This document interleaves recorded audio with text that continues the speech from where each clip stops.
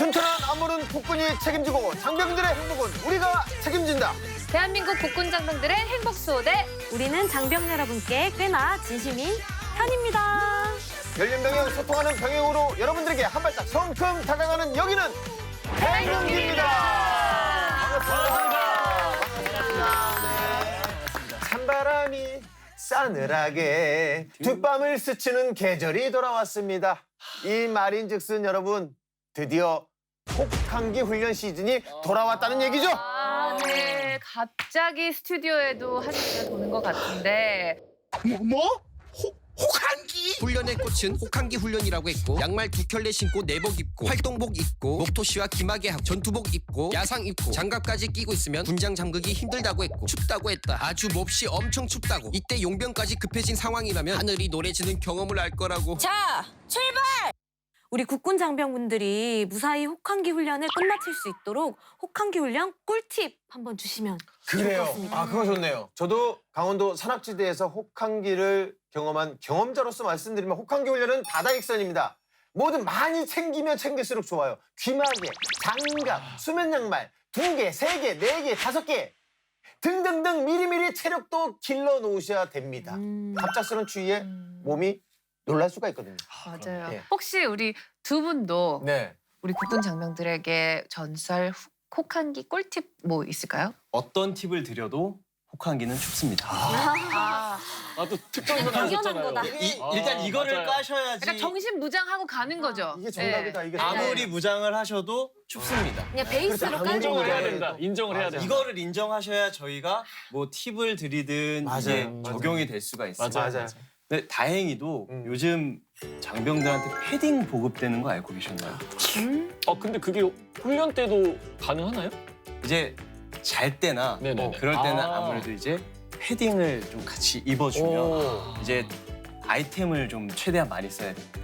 네네네. 예. 아이템. 맞아요. 아까 말씀해 주셨지만 최대한 많이 챙기라고 말씀하셨잖아요. 네네. 그러면 군장을 살 때 그 생각이 드실 거예요.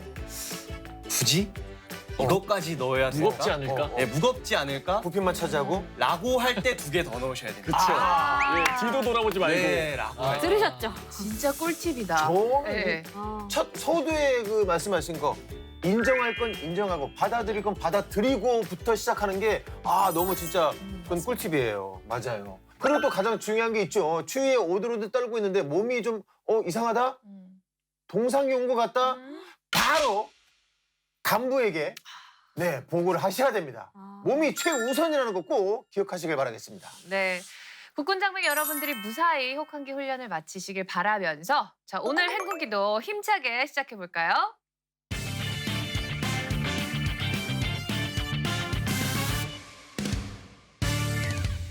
네, 전국의 전군들이 가장 기다리는 시간 전군 부대장!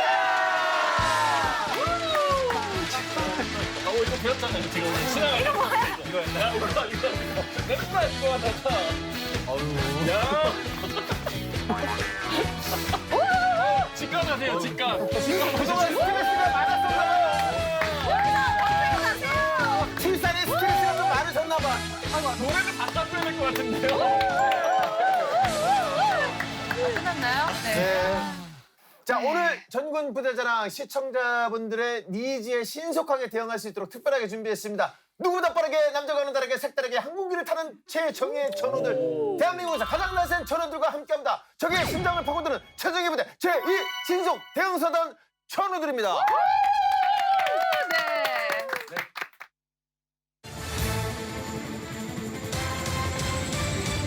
대한민국 최초로 신속 대응 사단이 창설되었습니다.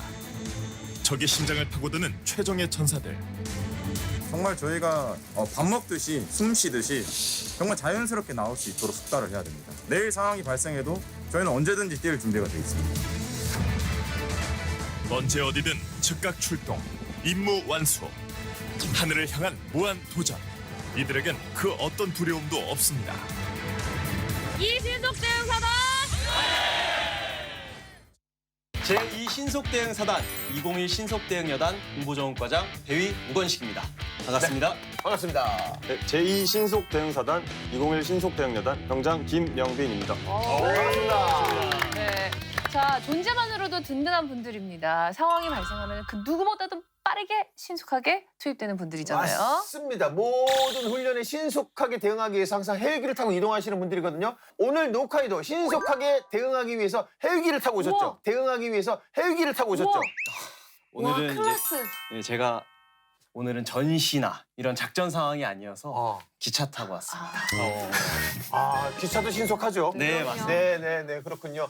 자, 사실 지난 시간에 못다한 이야기가 너무 많았었어요. 제2신속 대응사단 병사보다 간부 비율이 더 높은 부대라고요. 네, 맞습니다. 신속 대응 사단은 효과적인 임무 수행을 위해서 간부 비율이 타 부대에 비해서 높은 편인데요. 오. 앞으로도 구성원 중 간부의 비중을 지속적으로 더 높일 방침입니다. 그래요? 예, 공정 강습이나 공중 작전이나 공중 강습 작전의 전문성을 갖추기 위해서입니다. 그래요? 자, 그렇다면 저 이런 질문 해보고 싶어요. 우리 김영빈 병장님, 간부들이 많은 부대에서 생활하고 있잖아요.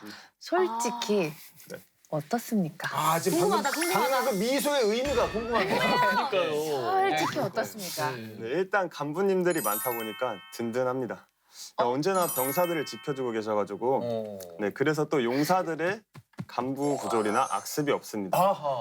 덕분에 전우들과의 관계가 더 끈끈합니다.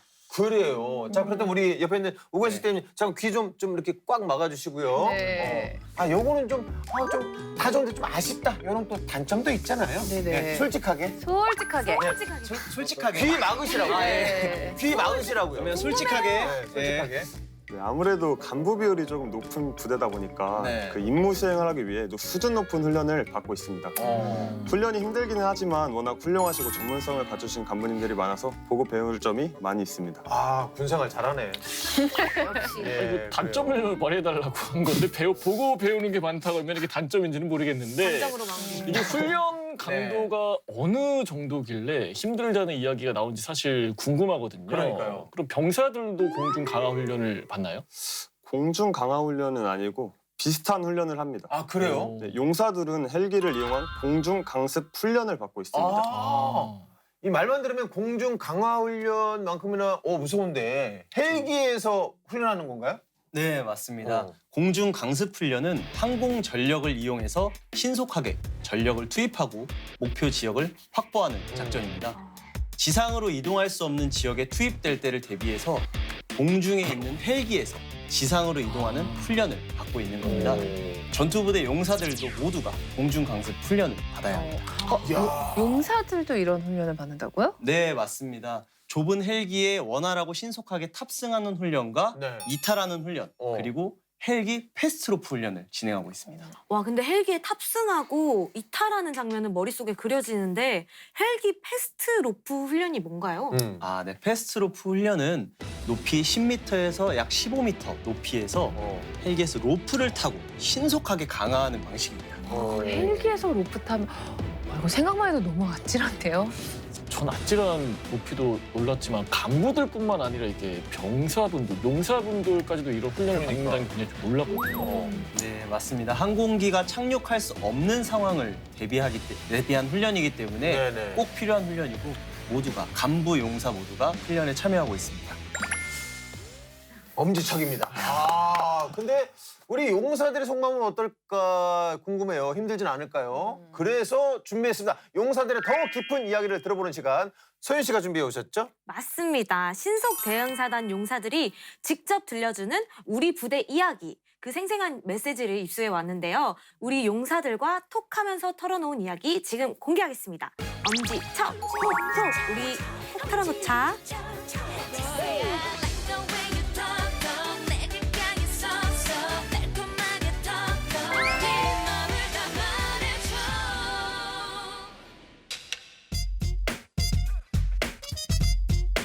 자기소개를 좀 쭉 하네요. 우리 김영빈 병장도 있고.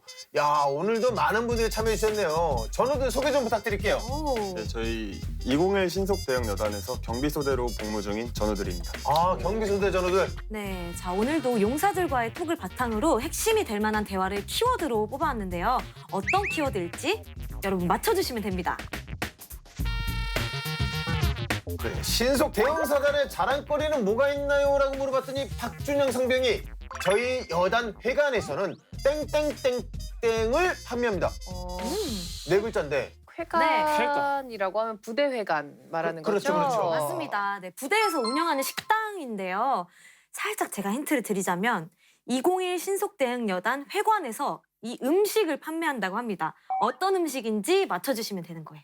모든 사람들이 좋아하는 약간 밥도둑 느낌으로 간장게장, 간장 뭐 마늘보쌈, 막 근데 요게 양념게장. 이게 방송에 네. 자랑할 정도면 평소에는 잘 못 먹는 음식일 것 같은데 네. 뭐 예를 들면 가까워지고 네 있어요. 글자니까 랍스타아. 랍스타.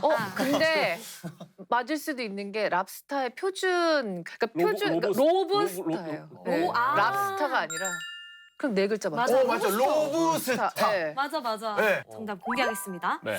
아마 깜짝 놀라실 건데요. 정답은 201 신속대응여단 회관에서는 특수부위를 판매한다입니다. 특수부위를 판매한다입니다. 특수부위요? 와우! 특수부위? 아니 특수부위를 판매하나요? 야 특수부위 고기 말하는 거죠? 네. 네, 저희 회관에서는 돼지고기 특수 부위를 지금 판매하고 있습니다. 직접 하시나요? 아, 제가 운영하고 있지 아, 그건 않고요. 아니죠? 네, 저희 아, 부대에서 예. 운영을 하고 예, 있습니다. 예, 예. 저도 자주 이용을 하고 있는데요. 네. 항정살, 가브리살, 갈매기살 이렇게 판매하고 있고요. 뭐 당연히 삼겹살, 아까 말씀하신 네. 삼겹살은 기본이고요. 여기서 끝나면 좀 서운하죠. 자랑거리 정도는 아니잖아요. 예. 사실 대패 삼겹살, 진짜 좋아하는데. 차돌바디, 사전 네 그리고 네 글자.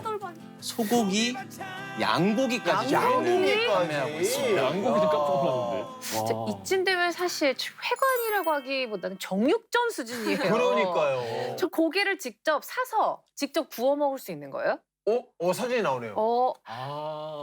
이야, 오, 진짜. 야 깔끔하네. 메뉴판. 오 메뉴. 메뉴판을 보시면 야, 길다. 화려합니다. 우와, 길다. 길다.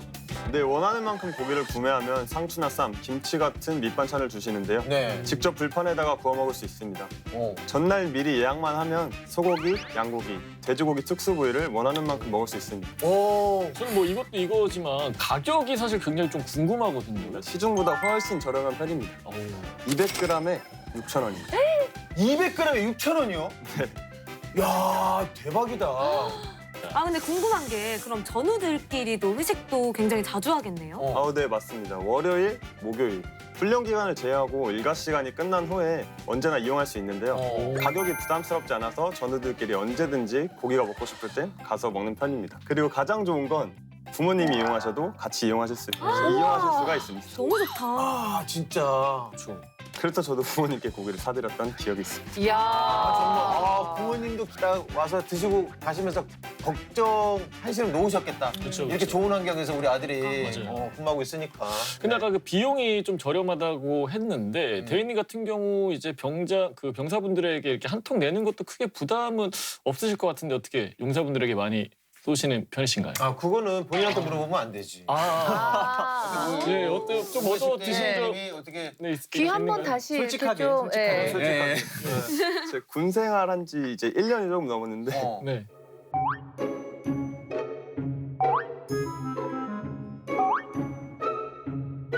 딱 한 번 있습니다.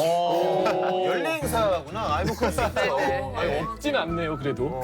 오늘 녹화 마치고 이제 시원하게 한번 쏘도록 하겠습니다. 아 그래요. 약속했습니다. 네. 자, 그럼 회관에서 고기만 팔아요? 아니면 다른 음식도 팔아요, 같이? 아까 다양한 고기 메뉴들을 말씀드렸잖아요. 네. 그 외에도 라면, 냉면, 돈가스, 김치찌개뿐만이 아니라 치킨, 오? 피자 이런 언제나 저렴한 가격으로 이것들을 먹을 수 있도록 좋다. 저희 회관에서는 준비하고 있습니다. 너무 좋다. 메뉴도 다양해서 장병들이 정말 좋아하겠네요. 사실 군대 급식이 정말 맛있어도 가끔 특별한 음식이 땡길 때가 있잖아요. 뭐 먹고 싶은 음식을 저렴하게 먹을 수 있다는 거 장병들을 위한 최고의 복지가 아닐까 그런 생각이 드네요. 자, 다음 키워드 한번 볼까요? 네. 자, 저희 부대엔 땡땡을 하면 주는 포상휴가 제도가 있습니다. 네, 요즘은 부대에서 우리 장병들에게 포상휴가를 주려고 다방면으로 노력하고 있다는 게 확 와닿는 것 같습니다. 제2 신속대응사단에선 뭘 하면 포상휴가를 받을 수 있을까요? 이거 좀 노멀하긴 한데 금연? 두 글자 금연하면 포상휴가. 오. 갑자기 생각나는 게 저번에 그 칭찬 노트 있었잖아요. 어떤 모 부대에 칭찬 노트가 있어서 칭찬 아닐까 싶거든요. 저 운동? 운동. 오. 공부. 공부. 힌트 드릴까요? 네네. 힌트 주세요. 연애? 도망? 제가 뭐가 있어요? 이게 뭔가 군대랑 관련돼 있는 거라고 달리기. 생각이 되니까 뭐 구보 아니면 뭐 행군, 뭐 러닝. 맞습니다. 런닝이에요. 러닝. 네. 저희 여단 이름이 아까 뭐라고 말씀드렸죠? 201. 맞습니다. 거기서 201에 201km를 달리면 주는 포상제도가 201km를. 201km면 사실 안 주겠다라는 의지가 좀 많이 보여요. 왜냐하면 이게 만만한 거리가 아니에요. 그러니까 서울에서 양양까지 200km거든요. 쉽지 서울에서 양양까지 런닝을 해야 된다는 건데. 근데 그 완주를 했는지 어떻게 확인을 합니까? 그러니까요. 요즘은 달리기 할 때 시간과 거리 그리고 속도를 측정해주는 어플 많이 이용하시잖아요. 네네네. 그래서 이 어플을 활용해서 장병들이 달린 거리를 체크하고 이 완주를 했을 때 3일의 포상 휴가를 주는 제도. 와, 3일. 3일이나 주면은 사실 좀 도전을 해볼만 할 것 같거든요. 무조건 해야죠. 예, 동기부여가 완전히 제대로 될 것 같은데 어떻게 우리 김영빈 병장은 도전해 보셨나요? 저는 열심히 많이 뛰기는 하는데 네. 도전을 하진 않았습니다. 음. 보통 하루에 1시간이면 6km 정도 뛸 수 있지 않습니까? 네네. 한 달이면 200km를 달성할 수 있습니다. 오. 하루에 한두 시간씩 건강을 위해서라도 도전하는 장병들이 많습니다. 본인도 도전하세요. 네. 알겠습니다. 할 수 있다.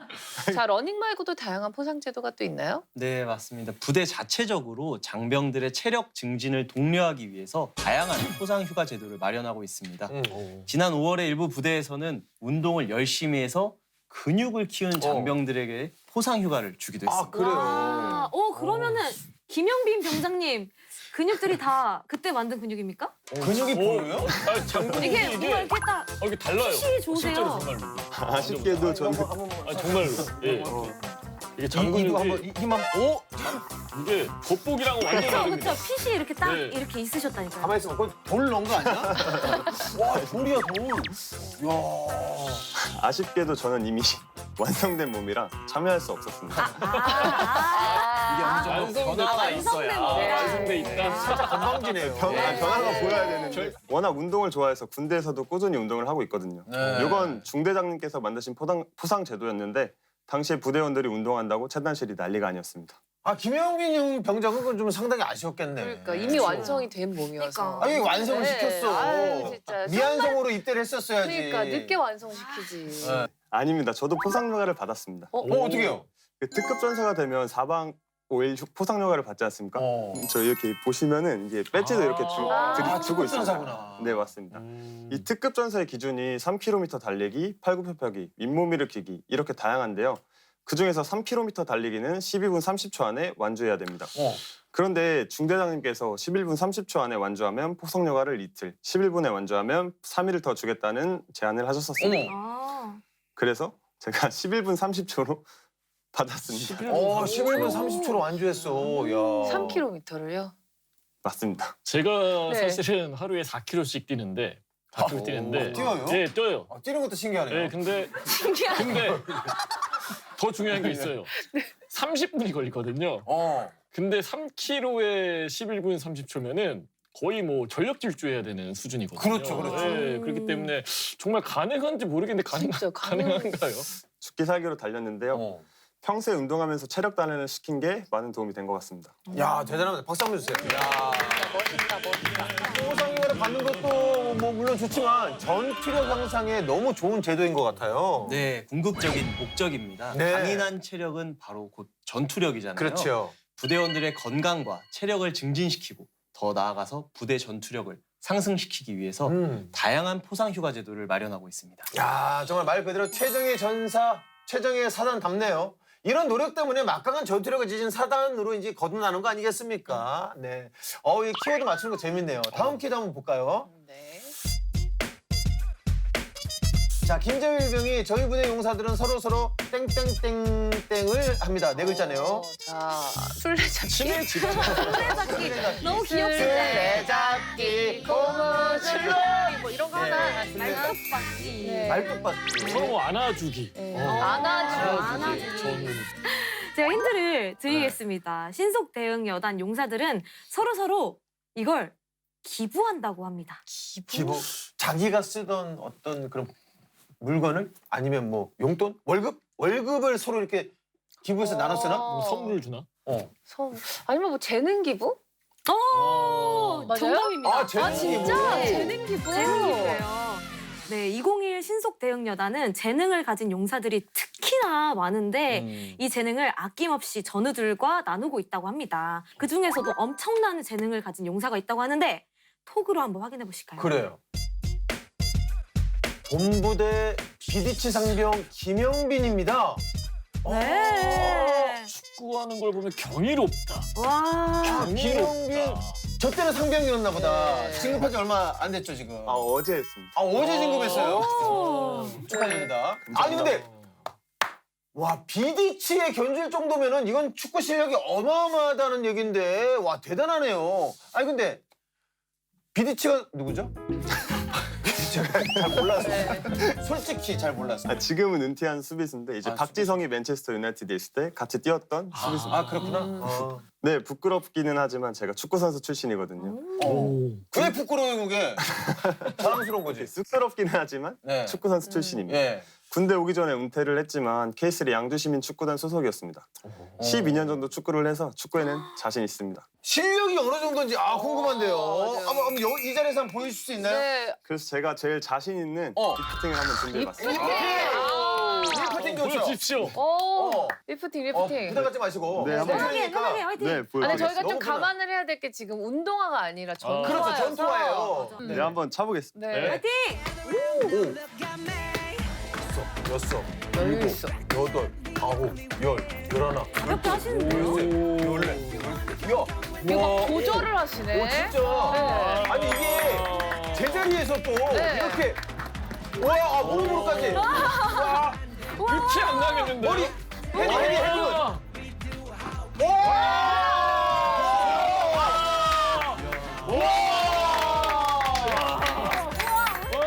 K3를 이거 김영빈 선수 아니에요?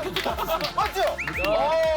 선출 맞습니다. 와, 대박. 아니 근데 굉장히 쉽게 하셨잖아요. 굉장히 쉽게 하셔서 네. 이렇게 네. 보시는 분들은 저게 그렇게 어렵나? 뭐 선수 출신인데 뭐 이게 어렵나? 이렇게 생각하실 수 있어요. 네네. 당연한 거 아닌가? 그래서 저희가 혹시- 비교를 위해서 수색 때. 자 우리 김대희 선배님께서 리프팅을 보여주시도록 하겠습니다. 근데 저는 오! 오. 네. 근데 201 신속 대응 여단에는 김영빈 병사뿐만 아니라 다양한 능력자들이 있다고 들었습니다. 네, 저희 부대에 인재들이 정말 많은데요. 축구 선수 출신뿐만이 아니라 네. 보디빌더 출신의 오. 용사도 있습니다. 배울 게 많겠다. 네, 이 용사는 부대 체력 단련장에서 1대1로 PT 레슨을 지금 진행해주고 있습니다. PT 퍼스널 트레이닝을 맞습니다. 1대1로? 네. 대단하네요. 이 부대는 뭐 운동 잘하는 친구들이 유독 많은 것 같아요. 네, 맞습니다. 운동 잘하는 용사도 많은데 똑똑한 친구들, 공부 잘하는 친구들도 굉장히 많습니다. 이제 명문대 출신 용사들이 점심시간이나 개인정비 시간에 네. 자신의 시간을 할애해서 전우들에게 수학이나 과학과 같은 과외를 아. 1대1 과외를 진행해주기도 합니다. 아, 저는 개인적으로 관심이 없네요. 근데 그 축구는 조금 그래도 관심 있죠. 예. 예. 사실 군대에서 자기 시간을 하려해서 다른 전우를 가르친다는 게 쉬운 일은 아닐 것 같아요. 그럼요. 진짜 재능 기부죠. 그렇죠. 그러니까 우리 201 신속 대응 여단은 전우회가 무척 돈독한 것 같아요. 네네네. 네, 정말 최정예 부대답습니다. 네. 좋습니다. 자, 다음 키워드도 기대되는데요. 자, 김경민 상병이 저희 부대 땡땡땡땡땡에는 최신식 기구가 많습니다. 5글자인데 최신식 기구. 이거는 바로 네. 알겠다. 맞아요. 그쵸? 체력 단련장. 맞죠? 맞습니다. 네네네. 네. 신속 대응 여단 체력 단련장엔 최신식 장비들이 아주 많다고 하는데요. 김영빈 병장님께서 체단실 기구 자랑 좀 해주세요. 제가 저희 체력 단련장 사진을 직접 준비해 왔는데요. 네. 오. 잘 찍었네. 야, 저게 와 부대에 있는 체단실이에요? 네, 맞습니다. 야, 이거 웬만하면 어디 뭐 강남 그 저기 뭐야, 저 헬스클럽에 있는 기구들인데. 진짜 좋은데요, 장비가? 네, 운동하는 사람들이라면 스미스 머신과 케이블 머신이 얼마나 고가의 장비인지 얼마나 필요한 장비인지 아실 겁니다. 이 기구가 체단실에 들어왔을 때 부대가 난리도 아니었습니다. 네. 이것 말고도 레그 프레스 머신, 런닝 머신, 또 덤벨도 무게별로 다양하게 있어서 맞춤형 운동을 할 수 있어서 좋은 것 같습니다. 저희 신속 대응 사단 장병들의 개인 건강은 당연하고요. 건강하고 밝은 병역 문화를 조성하기 위해서 네. 다방면으로 노력하고 있습니다. 자, 건강한 신체에 건강한 정신이 깃든다라는 말처럼 항상 운동하고 체력을 단련하다 보면은 뭐 밝고 건강한 병역 문화는 저절로 자리 잡힐 것 같습니다. 네. 자, 장병들의 체력 증진을 위해 노력하는 부대 정말 멋집니다. 언제 어디서든 출동할 준비가 되어 있는 강인한 체력. 장병들이 건강한 부대가 바로 제2 신속 대응사단이 아닐까 싶네요. 네, 자, 오늘 제 신속 대응사단 특집은 여기까지인데요. 자, 아쉽지만 자, 두 분 오늘 함께 하신 소감 어떠신가요? 네. 오늘 행군기를 통해서 자랑스러운 제2 신속 대응 사단의 멋진 모습을 보여줄 수 있어서 정말 영광이었습니다. 감사합니다. 네, 저희는 너무 재밌었습니다. 즐거웠습니다. 저 역시도 그 사단을 대표해서 나올 수 있어서 영광이었고요. 네. 그 여러분들과 또 같이 촬영할 수 있다는 것도 좋았던 것 같습니다. 저희도 좋았어요. 정말로요. 네. 네. 진급 축하드립니다. 감사합니다. 자, 그리고 행군기에 출연해주신 김영빈 병장님을 위해 작은 선물을 제가 하나 준비했는데요. 체단실에서 이제 운동하실 때 기왕이면 흥겹게 운동하시라고 준비해봤습니다. 출연해주셔서 너무너무 감사합니다. 원래는 저희가 안 드리는 건데 어제 진급했다는 소식을 듣고 일부러 따로 맞아요. 서프라이즈로 저희가 준비한 거예요. 어제 진급하셨기 때문에. 네. 행군기 장기 프로젝트 전군 부대자랑 육군은 물론 공군, 해군, 해병대 그리고 ROTC, 카투사까지 전국에 포진되어 있는 전군을 만나러 가겠습니다. 많은 관심 부탁드립니다.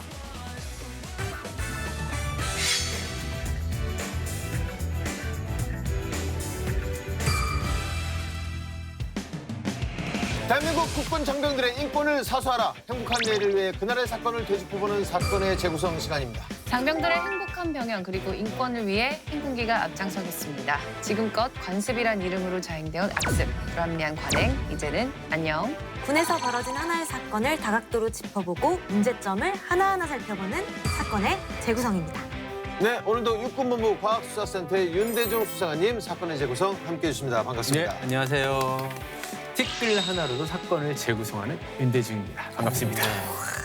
네, 육군본부 법제과 한예린 법무관님도 함께하십니다. 안녕하세요. 네, 안녕하세요. 한예린입니다. 장병들의 인권을 위해 오늘도 한 발 앞서 나가겠습니다. 네, 감사합니다. 네, 자 오늘의 사건 바로 만나보시죠. 이 소문은 본인 스스로 내고 다녔던 소문이에요. 아니에요. 일부러 계속 그러는 것 같아요. 병원 진료를 받아야만 했습니다. 아이고야. 이야, 진짜 뻔뻔한. 도대체 무슨 일이 있었길래 부대원들이 비병사의 전출을 이렇게 반기는 걸까요?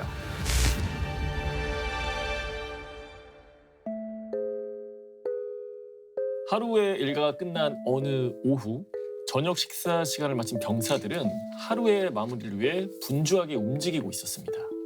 그런데 그때 생활관에 이런 소리가 들려오는데요.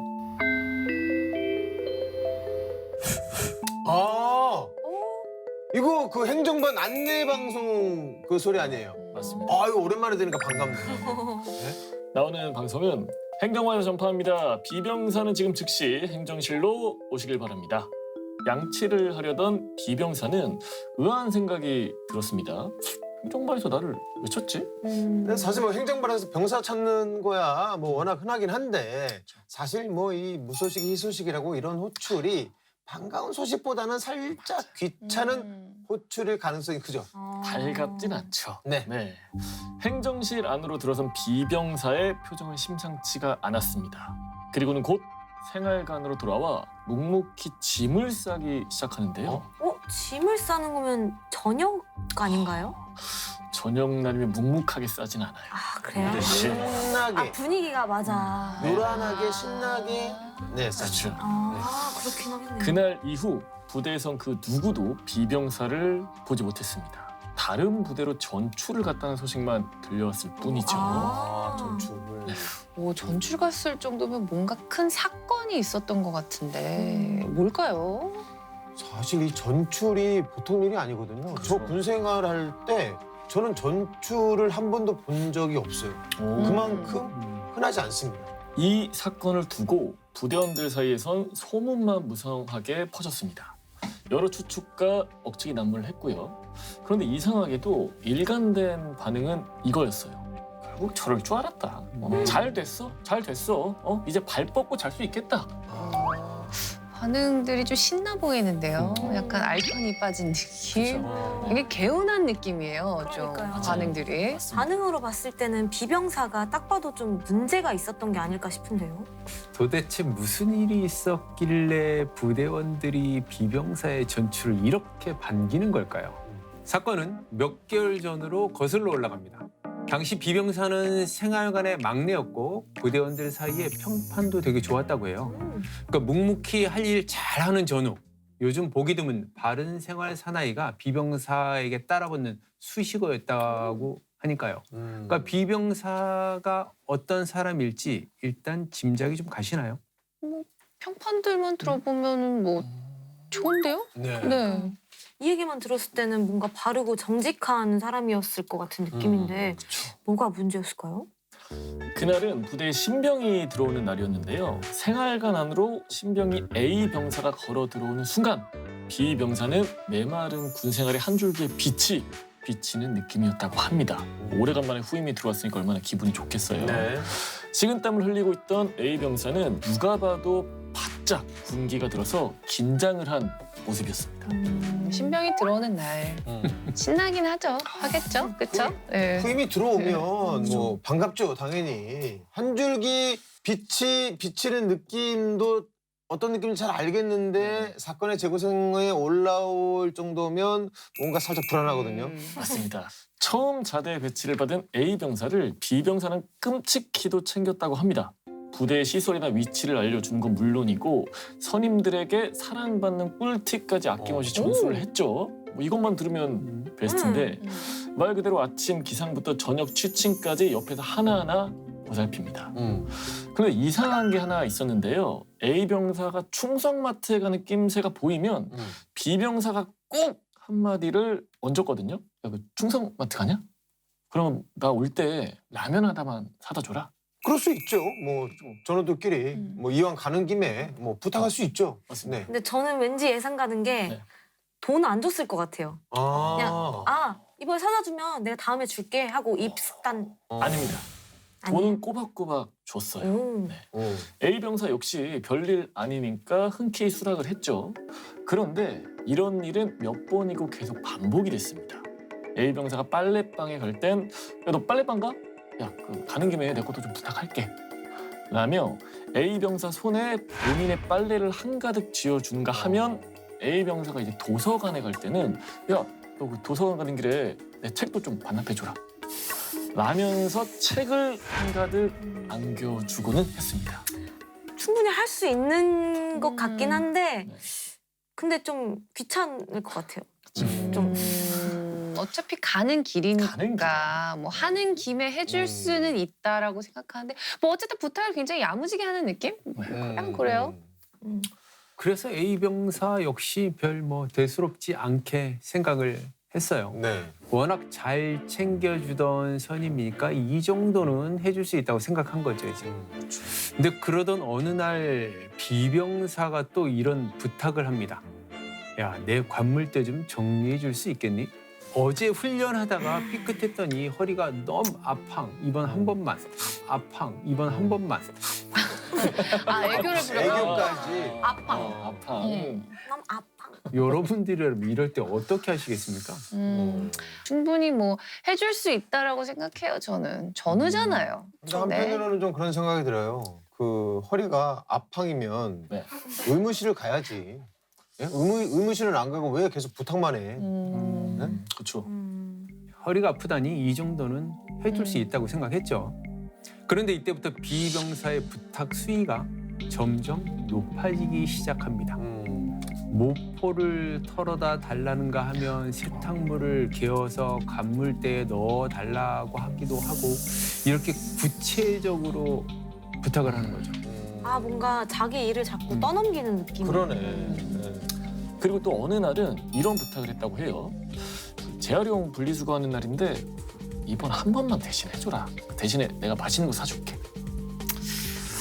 이게 조금 자꾸 이러면은 내키지는 않을 것 같은데 그래도 안 해줄 수 없을 것 같아요. 네, 손님이 아파서 부탁하는데 뭐 좀 후임으로서 냉정하게 거절하기도 좀 그렇잖아요. 근데 제가 볼 때는 이 고단수인 것 같아요. A 병사가 이 마음이 약한 거 알고 일부러 계속 그러는 것 같아요. 그걸 이용하는 거지. 그렇게 이제 간곡한 부탁에 A 병사는 또 B 병사의 부탁을 들어줍니다. 그런데 분리수거를 대신 해주고 돌아오던 길에 A 병사는 충격적인 모습을 목격을 하는데요. 아까 계속 아프다고 했잖아요. 그래서 이제 부탁을 들어준 건데 그렇게 허리가 아프다던 B 병사가 체력 단련실에서 운동을 하고 있었던 모습이었어요. 그것도 푸시업. 턱걸이 같이 허리심을 많이 써야 하는 운동을 하고 있었던 거죠. 으쌰. 내가 아유, 그럴 줄 알았다니까. 아프긴 뭘 아파. 네? 와 이때 그 순간 A병사 배신감 엄청났을 것 같아요. 그렇죠. 딱 본 순간 처음에는 되게 의아해했죠. 그리고 곧 상황을 파악한 A 병사는 바로 B 병사에게 따져 물었습니다. 이제. 허리 아프다고 하지 않으셨습니까? 이때 B 병사가 뭐라고 답했을까요? 궁금한데요. 뭐라고 했을지. 돌아온 답변은 이거였어요. 미안. 이야 진짜 뻔뻔한. 그냥 딱 두 글자. 네. 미안. 와. 미안. 이 끝? 미안. 네. 얄미워. 너무 안 미안하다. 그러니까요. 너무 미안하지 않다 지금. 너무 얄미워요. 네. 그렇듯 제대로 된 사과는 없었어요. 그러니까 해맑게 미안하다는 말 한마디를 남긴 B 병사. 그리고 그날부터 B 병사는 소위 짬 때리기, 짱 박히기라고 하는 악습을 대놓고 A 병사에게 보여줍니다. 이제 자기 본 모습이 나온 거죠. 이제 대놓고 그렇지. 자기가 할 일을 그냥 미루는 거예요. 그냥 뻔뻔하고 약간 뺀질뺀질하고 뭔가 이런 느낌 너무 별로인 것 같아요. 맞습니다. B 병사의 일 미루기는 이뿐만이 아니었는데요. 이날은 부대 배수로 점검을 작업하는 날이었어요. 배수로 작업 아시죠? 알죠. 네네. 뭐 땅 파고 수도관 확인하고 하여튼 계속 삽질해야 되는 작업이죠. 굉장히 좀 힘든 작업인데 네. 이 작업을 할 때 B 병사는 아예 작업장에 나타나지도 않아요. B 병사와 같은 조가 된 C 병사는 혼자서 2명이 해야 할 작업량을 이틀 동안 감당을 해야 했습니다. 야 그거 진짜 체력 소모가 엄청난 작업인데 그거를 혼자 했다고요? 쉽지 않죠. 어? 문제는 꾀병이었던 B 병사와는 달리 C 병사는 입대 전부터 어깨가 좋지 않았다는 거예요. 결국 과한 업무로 회전 근개가 파열돼서 병원 진료를 받아야만 했습니다. 아이고야. 무리하게 작업을 그쵸. 하다가 결국엔 이 사달이 났네. 혼자 작업한 것도 억울한데 다치기까지 했으니까 그러니까. 얼마나 어떡해요, 화가 진짜 나겠어요. 아픈 사람이 오히려 다치는 그러니까 진짜 아픈 사람이잖아. 맞아요. 그래서 부대에서 시병사의 부상 과정을 조사하던 도중에 주임원사는 비병사의 만행을 다 알게 되었습니다. 네. 그리고 병사들을 하나 둘씩 이제 호출을 했죠. 네. 그리고 병사들의 증언을 들었는데 정말 놀라웠어요. 증언 한번 들어보시겠어요? 네. 네. 본인 손으로는 총 한 번도 안 닦아봤을걸요. 맨날 한 번만 해달라고 하면서 총기 닦는 걸 저한테 시켰어요. 같이 근무 배정받으면 진짜 난감해요. 맨날 요리조리 빠져나간다니까요. 제발 그 자식이랑 같이 근무 안 섰으면 좋겠어요. 야 이게 A병사만 당한 게 아니었네.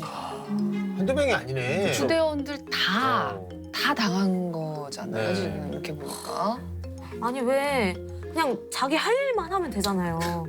근데 왜 그 할 일을 안 해서 남한테 미루냐고요. 이게 이해가 안 돼요, 정말. 한번 이렇게 물꼬를 트니까 비병사의 만행에 대한 증언들이 엄청나게 막 쏟아졌습니다. 이제. 그러니까 부대원들 모두 여러 차례에 걸쳐서 비병사의 일을 다 대신해주고 있었던 거죠. 이제. 그런데 왜 다른 병사들은 비병사의 만행을 보고하지 않았던 걸까요? 그러니까요. 그 정도면 그 정도 얄미우면 당장 저 같으면 간부한테 가서 보고했을 것 같은데. 그렇죠. 아니면 뭔가 믿는 구석이 있었던 걸까요? 뭐였을까요? 다른 병사들이 비병사의 만행을 지켜봤던 이유는 따로 있었어요. 삼촌이 XX 사단 사단장이라는데요. 걔한테 말 한 번 잘못했다간 군생활 피곤해진다고 해서 참고 있던 거죠.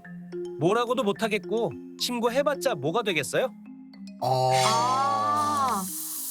이거야말로 진짜 빽이 있었네요. 진짜였어. 네. 근데 아무리 빽이 있다고 한들 그러면 안 되는 거잖아요. 그러면 그 저기 삼촌인 사단장한테 가서 얘기해야 돼. 직접적으로. 이런 경우는. 삼촌인 사단장. 비병사가 진짜 사단장의 조카였을까요? 사귄가? 그것도 아니야? 아니에요. 이 소문은 본인 스스로 내고 다녔던 소문이었어요. 이런 소문이 돌면 왠지 부대원들이 자신에게 함부로 할 수 없을 것 같다고 생각을 했던 거죠. 그렇죠. 물론 이 소문 또한 거짓이었고요. 기왕 거짓말할 거 왜 삼촌이 사단장이라 그래? 지가 사단장이라 그러지. 약간 알고 보니. 그러한 이유 등으로 부대원들의 간곡한 요청에 따라 비병사는 결국 다른 부대로 전출을 가게 됐다고 해요. 여러분들 이 사건은 다들 어떻게 생각하십니까? 야, 한두 번은 그래, 아유, 그래. 맞아요. 뭐, 아유, 진짜 기분 나쁘지만 그래 해줄 수 있지만 맞아요. 이거는 매번 이러면 이거는 기분 힘들지. 그러니까 잔머리라고 우리가 귀엽게 얘기를 할 게 아니라 그러니까요. 범죄 수준 아닌가. 일단 다친 사람이 발생을 했잖아요. 그렇죠. 맞아요. 그리고 사회에서도 좀 자기 할 일 미루는 사람 많긴 하지만 이렇게 치밀하고 계획적으로 막 빌드업을 다 하는 사람은 없잖아요. 근데 이 분은 좀 위험한 것 같아요. 맞아요. 그렇죠. 네. 진짜 이 비병사는 세상을 살면서 가장 만나고 싶지 않은 유형의 사람인 것 같아요. 맞아요.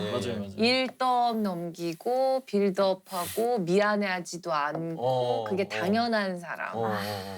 제가 A병사였어도 정말 짜증이 났을 것 같아요. 그리고 이제 B병사가 정말 악질인 게 A병사가 거절을 잘 못한다는 걸 알고 처음부터 이용을 한 거잖아요. 그렇죠. 그러니까 이게 답답한 게 A병사는 왜 거절을 못했을까요? 안타까워요, 그냥. 그러니까 A병사가 거절을 잘 못한다는 것은 의존성 성격 장애가 있을 가능성이 좀 있어요. 그러니까 의존성 성격 장애가 있는 사람은 스스로 이제 독립적인 생활을 하지 못하고 타인에게 조금 과도하게 의존하거나 보호를 받으려는 그런 성향이 있고요. 그러니까 대부분 사회 활동의 소극적인 성격이죠. 내가 칭찬을 못 받으면 어떡하지? 저 사람이 날 싫어하면 어떡하지? 이런 두려움 때문에 다른 사람들에게 반대 의견 내는 걸 조금 더 어려워해요. 그래서 B병사의 부탁을 쉽게 거절하지 못했던 거죠. A병사 입장에서는 에이, 설마 처음부터 B병사가 목적을 가지고 나를 이용하려고 했겠어. 뭐 이런 생각은 그러니까 그런 생각이 들 수가 없을 것 같아요. 네. 그렇죠. A병사는 순수한 마음으로 처음에 B병사를 믿고 따랐을 거예요.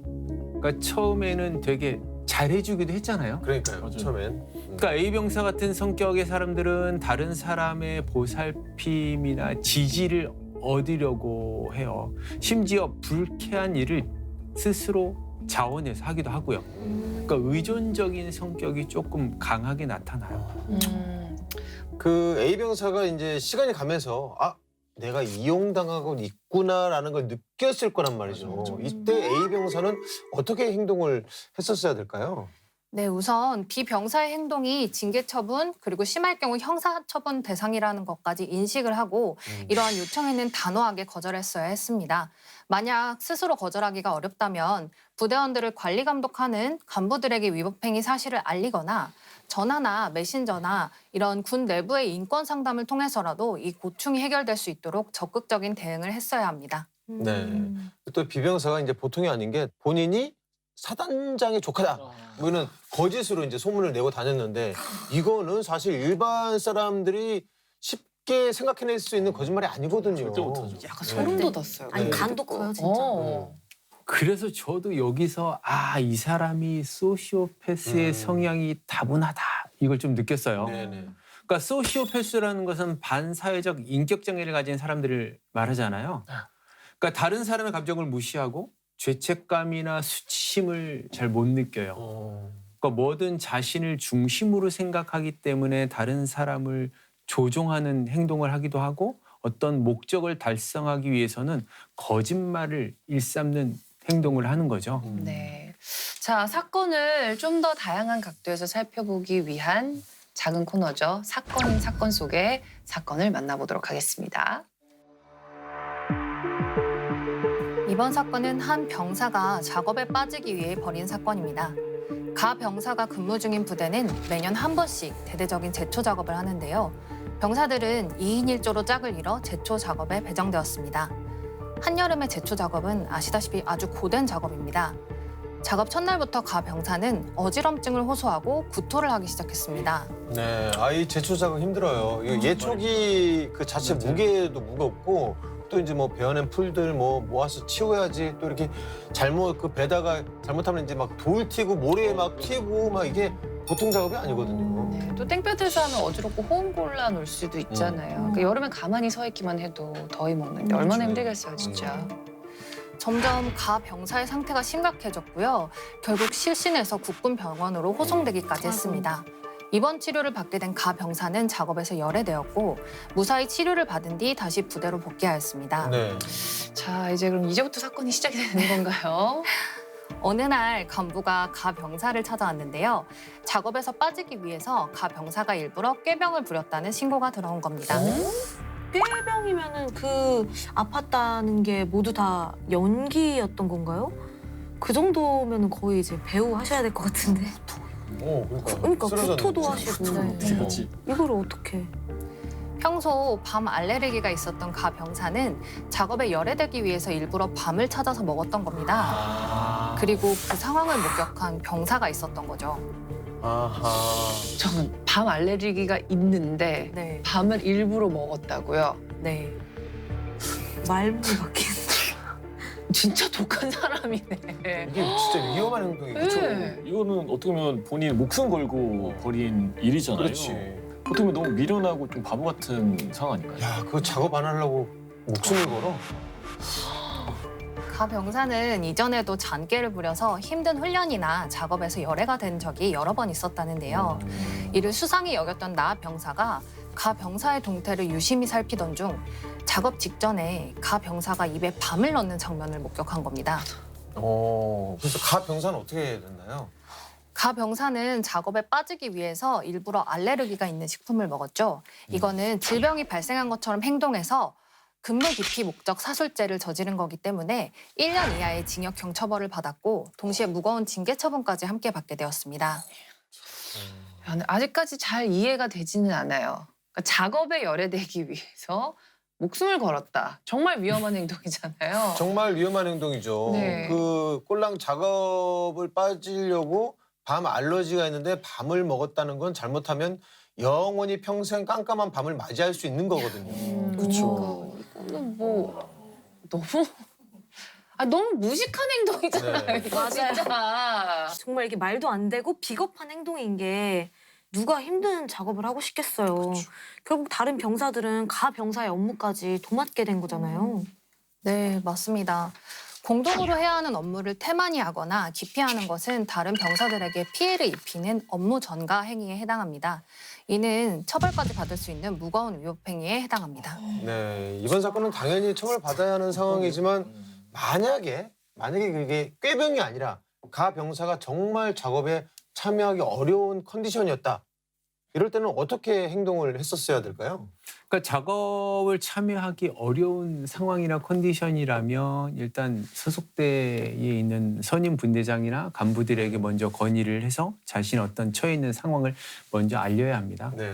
현재 우리 군은 아픈 사람에게까지 업무를 강요하지 않습니다. 그렇죠. 때문에 애로사항이 있으면 지휘계통을 통해서 반드시 알리고 조치를 받는 것이 중요합니다. 네. 자, 그럼 오늘의 사건 되짚어 보겠습니다. B병사의 업무 태만과 미루기로 A병사를 비롯한 다른 병사들은 고통에 시달려야 했습니다. 자, 본인의 업무를 하지 않고 다른 병사에게 전가시킨 거, 이것도 문제가 될 사안인 거죠? 네.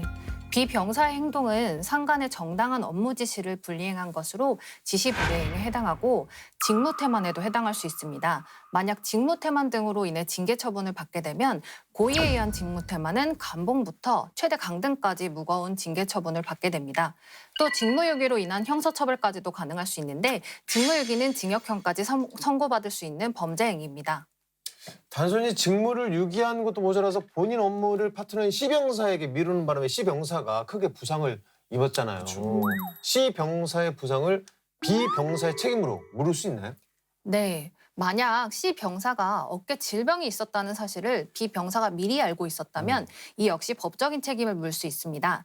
자신이 업무를 미뤘을 때 C병사가 다칠 수도 있었다는 사실을 사전에 인지하고 있었다면 C병사는 B병사에게 자신의 부상에 대한 민형사상 책임을 물을 수 있습니다. 네.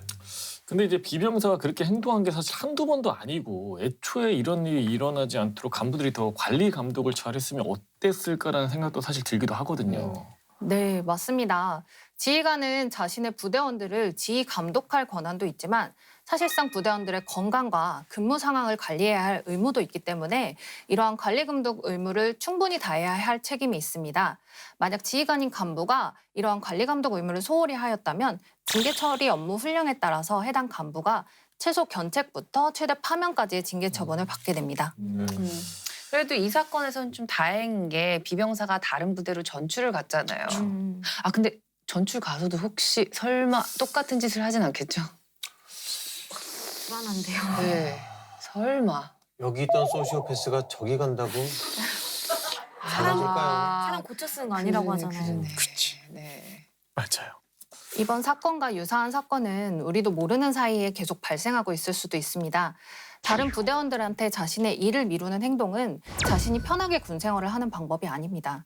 다른 부대원들한테 손해를 입히는 행동입니다. 이러한 행동을 지속하다가는 한순간에 형사처벌 그리고 징계 처분까지 받을 수 있다는 걸 꼭 기억하셔야 할 겁니다. 네. 이런 불상사를 방지하기 위해서 우리 군에서는 어떤 노력을 기울이고 있나요? 그러니까 군에서는 철저한 임무 분담제가 이루어질 수 있도록 군대 단위별 교육이 실시되고 있어요. 그러니까 일부 부대에서는 이를 확인, 감독하기 위해서 CCTV 등을 통해서 타인에게 업무를 미루는 행위, 뭐 이런 것들을 적발하고 적발 시에 성과제 제한 같은 강력한 처벌을 하기도 하고 있고요. 그러니까 우리의 군은 우리가 바꿔야 한다는 사실을 명심하시고 불합리한 관행, 악습은 여러분들이 끊어주셨으면 합니다. 네. 한 번은 괜찮겠지 절대 괜찮지 않습니다. 본인의 업무를 다른 사람에게 떠넘기면 죄가 될 수도 있다는 사실 명심하셔야겠습니다. 네, 국군 장병 여러분들의 소중한 인권을 지키기 위해서 국방 헬프콜 1303번이 24시간 365일 열려 있습니다. 자, 여러분의 인권이 침해당했을 때는 언제든 도움을 요청하시길 바랍니다. 자, 오늘 사건의 재구성은 여기서 마무리하도록 하겠습니다. 모두가 웃을 수 있는 군대가 되는 그날까지 아름다운 병영 문화를 만들어가는 행군기가 함께합니다. 다음 주도 많은 기대 부탁드립니다. 저는 경례 해군! 너 혹시 군대 올 때 소 타고 왔냐? 너네 집 초가집이야? 그 지역 애들은 배신을 잘 하는데 어디 너도 반부한테 가서 한번 일러봐라. 이런 식이었죠. 좀 어처구니 없는 말 같지도 않은 입을 손바닥으로 진짜 기분 나쁜데 이거. 그렇죠. 도대체 뭐가 문제였을까요? 자, 전군 부대자랑 오늘 만나볼 부대는 엄청난 포스를 자랑하는 부대입니다. 죽을 수는 있어도 갈 수는 없다! 살아서도 응! 죽어서도 응! 혹시 그 부대 아닙니까? 아, 진짜 많이 들어본 거라서. 아니, 바로 하셔야 돼요. 네, 아, 익숙한데. 승리의 깃발을 들고 전진하는 불면의 부대. 제3보병사단 백골부대 전우들